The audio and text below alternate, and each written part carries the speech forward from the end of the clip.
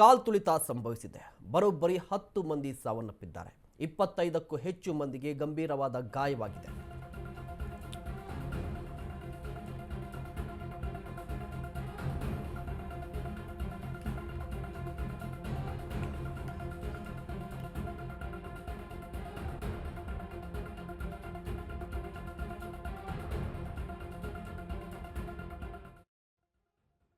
ಸಾವಿನ ಸಂಖ್ಯೆ.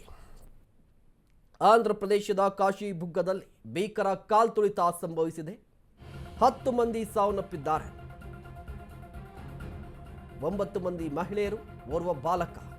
ಏಕಾದಶಿ ಹಿನ್ನೆಲೆ ಭಕ್ತರ ಸಂಖ್ಯೆ ಹೆಚ್ಚಳವಾಗಿತ್ತು. ಇದೇ ಕಾರಣಕ್ಕಾಗಿ ಸಾವಿನ ಸಂಖ್ಯೆಯೂ ಕೂಡ ಹೆಚ್ಚಾಗುವ ಸಾಧ್ಯತೆ ಇದೆ. ಘಟನಾ ಸ್ಥಳಕ್ಕೆ ಸಚಿವರಾಗಿರುವಂತಹ ನಾರಾ ಲೋಕೇಶ್ ಅವರು ಭೇಟಿಯನ್ನ ಕೊಡ್ತಾ ಇದ್ದಾರೆ. ಶ್ರೀಕಾಕುಳಂನ ಕಾಶಿಬುಗ್ಗ ಈ ಪ್ರದೇಶದಲ್ಲಿ ಚಿಕ್ಕ ತಿರುಪತಿ ಕ್ಷೇತ್ರ ಅಂತ ಖ್ಯಾತಿ ಪಡೆದಿರುವಂಥ ಒಂದು ದೇವಸ್ಥಾನ ಇದೆ.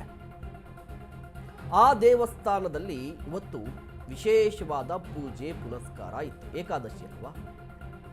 ಸಾಮಾನ್ಯವಾಗಿ ಪ್ರತಿ ಶನಿವಾರ 2,000 to 3,000 ಜನ ಮಾತ್ರ ಬರ್ತಾ ಇದ್ರು.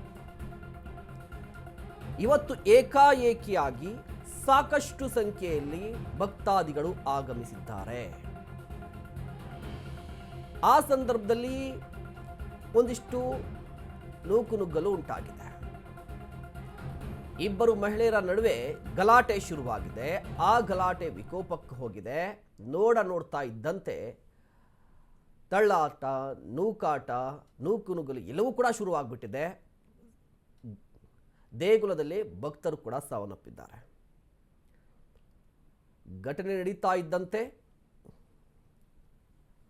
ಎಲ್ಲರಲ್ಲೂ ಕೂಡ ಆತಂಕ ಮನೆ ಮಾಡ್ತು. ಸದ್ಯದ ಮಾಹಿತಿಯ ಪ್ರಕಾರ 10 ಜನ ಮೃತಪಟ್ಟಿದ್ದಾರೆ. 25ಕ್ಕೂ ಹೆಚ್ಚು ಮಂದಿಗೆ ಗಂಭೀರವಾದ ಗಾಯವಾಗಿದೆ. ಅವರನ್ನು ಸ್ಥಳೀಯ ಆಸ್ಪತ್ರೆಗೆ ಕೂಡ ದಾಖಲು ಮಾಡಲಾಗಿದೆ.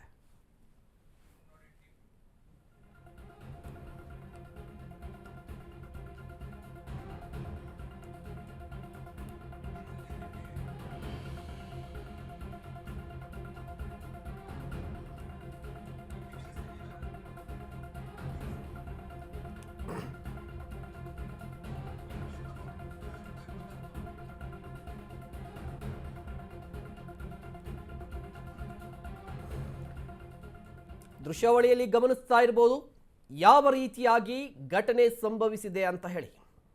ಕುಟುಂಬಸ್ಥರ ಆಕ್ರಂದನ ಮುಗಿಲು ಮುಟ್ಟಿದೆ. ಮುಖ್ಯವಾಗಿ ಈ ಘಟನೆಗೆ ಏನು ಕಾರಣ ಅಂತ ನೋಡೋದಾದರೆ, ಮೊದಲನೇದಾಗಿ ಆಡಳಿತ ಸಿಬ್ಬಂದಿ ಅಥವಾ ಆಡಳಿತ ಮಂಡಳಿ, ದೇವಸ್ಥಾನದ ಆಡಳಿತ ಮಂಡಳಿ ತಯಾರಿಯನ್ನ ಮಾಡಿಕೊಂಡಿರಲಿಲ್ಲ.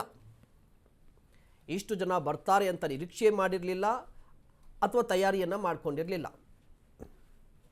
ಇದಲ್ಲದೆ ಸ್ಥಳೀಯವಾಗಿ ಇದ್ದಂಥ ಪೊಲೀಸರು, ಅಂದರೆ ಸ್ಥಳೀಯ ಪೊಲೀಸ್ ಠಾಣೆಗೆ ಇದರ ಬಗ್ಗೆ ಇನ್ಫಾರ್ಮೇಷನ್ ಕೂಡ ಹೋಗಿಲ್ಲ. ನೋಡಿ, ಪ್ರತಿ ಶನಿವಾರದಂದು ಭಕ್ತಾದಿಗಳು ಬರ್ತಾರೆ ಅಂತ ಅವರು ನಿರ್ಲಕ್ಷ್ಯ ವಹಿಸಿರಬಹುದು. ಬಟ್ ಇಲ್ಲಿ ಮೇಲ್ನೋಟಕ್ಕೆ ಗೊತ್ತಾಗ್ತಾ ಇರುವಂಥದ್ದು, ಒಂದು ಕಡೆ ಹೆಚ್ಚಿನ ಸಂಖ್ಯೆಯಲ್ಲಿ ಜನರು ಬರುವಂತಹ ಸಂದರ್ಭದಲ್ಲಿ ಅಟ್ಲೀಸ್ಟ್ ಆ ದೇವಾಲಯದ ಆಡಳಿತ ಮಂಡಳಿ ಸ್ಥಳೀಯ ಪೊಲೀಸ್ ಠಾಣೆಗೆ ಒಂದು ಮಾಹಿತಿಯನ್ನು ಕೊಡಬಹುದಿತ್ತು. ಜನಸಂಖ್ಯೆ ಜಾಸ್ತಿ ಆಗ್ತಾ ಇದೆ, ಭದ್ರತೆ ಕೊಡಿ ಅಂಥೇಳಿ. ಅದೇ ಸಂದರ್ಭದಲ್ಲಿ ವ್ಯವಸ್ಥೆಯನ್ನು ಮಾಡಿಕೊಡೋದಕ್ಕೆ, ಅಂದರೆ ಜನರು ಯಾವ ಮಾರ್ಗದಿಂದ ಬರಬೇಕು, ಭಕ್ತಾದಿಗಳು ಯಾವ ಮಾರ್ಗದಿಂದ ಹೊರಗಡೆ ಹೋಗಬೇಕು, ಏಕಕಾಲದಲ್ಲಿ ಎಷ್ಟು ಜನರನ್ನು ಬಿಡಬೇಕು, ಎಷ್ಟು ಜನರನ್ನು ಬಿಡಬಾರ್ದು, ಇದ್ರ ಬಗ್ಗೆ ಒಂದಿಷ್ಟು ತಯಾರಿಯನ್ನು ಮಾಡ್ಕೋಬೇಕಿತ್ತು. ಬಟ್ ಆ ತಯಾರಿ ಆಗಿಲ್ಲ ಅನ್ನೋದು ಮೇಲ್ನೋಟಕ್ಕೆ ಗೊತ್ತಾಗ್ತಾ ಇದೆ.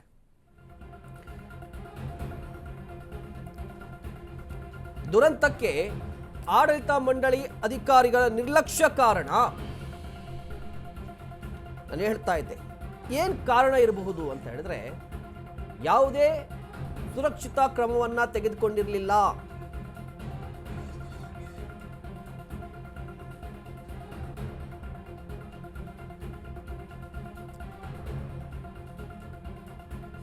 ಮೂರು 3,000 ಭಕ್ತಾದಿಗಳು ಬರ್ತಾರೆ ಅಂತ ನಿರೀಕ್ಷೆ ಇತ್ತು.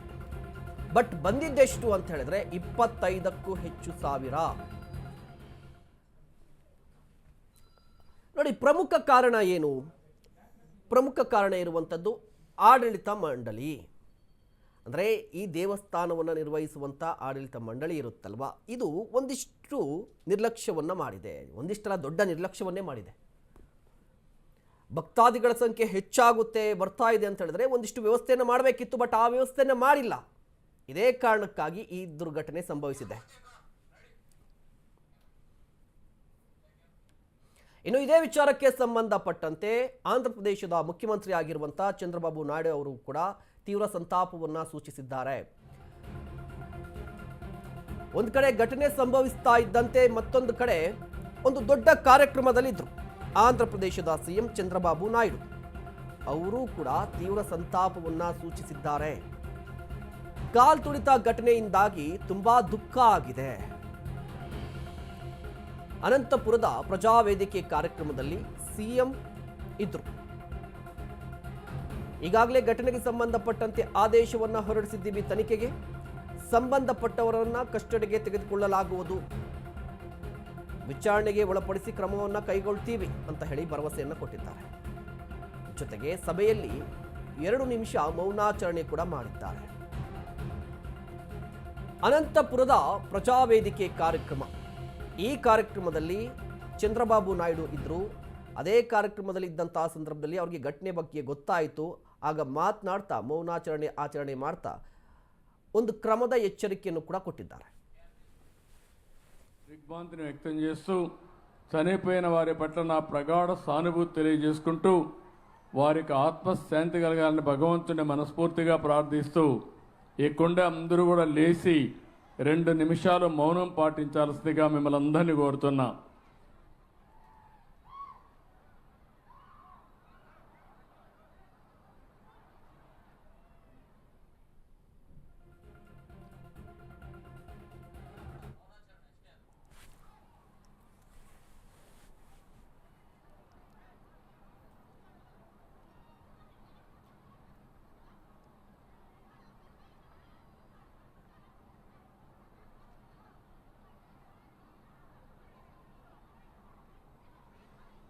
ఓకే అమ్మా, కూర్చోండి. ఇంకొక అతను ఉదయం అయితే ఎక్కడికి నేచురల్ కాల్స్కి వెళ్తూ ఉంటారు, అలాంటి పోవద్దని చెప్పినా బయట వెళ్ళి చెట్టు పడిపోయి ఒక ఆయన చనిపోయాడు. కానీ ఈరోజు మీరు చూస్తే కాశీబుగ్గ టౌన్లో ఒక ప్రైవేటు వ్యక్తి వెంకటేశ్వర దేవాలయాన్ని కట్టాడు. అక్కడి నుంచి కార్తీక మాసం ఈరోజు చాలామంది అక్కడ దర్శనానికి వెళ్ళిపోయారు. కనీసం ఆయన చేసినప్పుడు పోలీసుకు కూడా చెప్పలేదు. చెప్పుంటే పోలీస్ ప్రొటెక్షన్ పెట్టి ఎక్కడికక్కడ కంట్రోల్ చేసేవారం. అది చేయని దానివల్ల అక్కడ వచ్చిన వాడు కూడా ఒక ఆర్డర్ ప్రకారం లేకుండా, క్రమశిక్షణ లేకుండా 9 మంది తొక్కిడికి గురయ్యి చనిపోయే పరిస్థితికి వచ్చారు. 5 మందికి ఇంజరీస్ కూడా అయినాయి. కొంతమంది ప్రైవేటు వ్యక్తులు ఇలాంటి కార్యక్రమాలు చేయడం చాలా బాధాకరం. దీన్ని నేను చాలా తీవ్రంగా ఖండిస్తున్నా. రాష్ట్రంలో అందరికి కూడా విజ్ఞప్తి చేస్తున్నా, మన ప్రాణం చాలా ముఖ్యం. ప్రాణాలు కాపాడుకోవాలంటే మనం కూడా ఒక బాధ్యతగా ఉంటే తప్ప ఓసారి వెళ్ళిపోవడం, ఎక్కువ మనుషులందరూ సమీకరణ కావడం, అక్కడ స్టాంపేడ్ జరగడం, ఇలాంటి దుర్ఘటనలు జరిగేదానికి దోహదం చేసే పరిస్థితి వస్తూ ఉంది.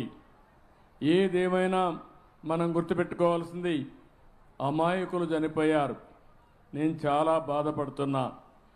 అందుకని ఈ దుర్ఘటన పట్ల చాలా సీరియస్గా తీసుకుంటూ ఎవరైతే దానికి కారకులో వాళ్ళందరినీ కూడా ఇమ్మీడియట్గా కస్టడీలో తీసుకొని పూర్తి విచారణ చేసి తర్వాత ఏం చేయాలో తదుపరి చర్యలు చేపడతాం. ఇలాంటి సంఘటనలు ఈ రాష్ట్రంలో జరగడానికి వీలు లేదు. అందుకే ఒక పక్క దాన్ని